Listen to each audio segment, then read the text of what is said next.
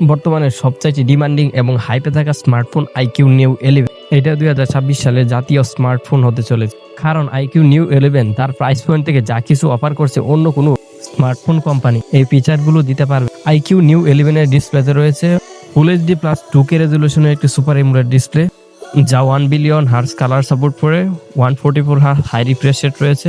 এই ডিসপ্লের চিন বেজেল সুপার নেরো এবং পাঞ্চল কাটার রয়েছে টপ সেন্টারে। আইকিউ নিউ 11 তার প্রাইস পয়েন্ট থেকে ডিসপ্লেতে যা কিছু অফার করছে তা কোনোভাবেই খারাপ বলা যায় না।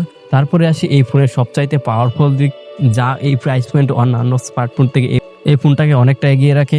তা হলো এই ফোনের প্রসেসর সেকশন। এই ফোনের প্রসেসর হিসেবে রয়েছে স্ন্যাপড্রাগনের সবচাইতে শক্তিশালী প্রসেসর স্ন্যাপড্রাগন 8 এলিট, যা কিনা S25 আলট্রা, ভিভো X200 এর মতো ফ্ল্যাগশিপ ফোনগুলোতে ইউজ করা হয়েছে। এই প্রসেসর নিয়ে আর কিছুই বলার নেই, এটা হেভি গেমারদের জন্য একটা best choice.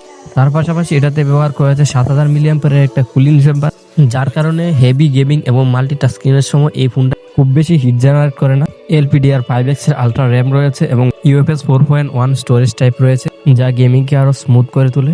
7500 mAh silicon carbon battery, বক্সের মধ্যে যাচ্ছে 100 ওয়াটের ফাস্ট চার্জিং। এই চার্জার দিয়ে ফোনটাকে 0 to 100% পর্যন্ত চার্জ করতে 50 মিনিটের মতো সময় লাগে। হেভি ইউজেজে এই ফোনটা থেকে 1.5 দিনের মতো একটা ব্যাকআপ পেয়ে যাবেন। তারপরে আসি এটার ক্যামেরাতে মেইন সেন্সর হিসেবে রয়েছে 50 মেগাপিক্সেলের সোনির LYT 700B সেন্সর। সোনির এই সেন্সরটা আইকিউ এর ফ্ল্যাগশিপ ফোন আইকিউ 15 এ ইউজ করা হয়েছে। 8 মেগাপিক্সেলের একটা আলট্রা ওয়াইড শুটার রয়েছে। মেইন ক্যামেরায় OIS রয়েছে, যা কিনা 8K তে ভিডিও রেকর্ড করতে পারে। এই ফোনের ক্যামেরা থেকে অন্যান্য স্মার্টফোনের মতো এভারেজ একটা রেজাল্ট পেয়ে যাবে।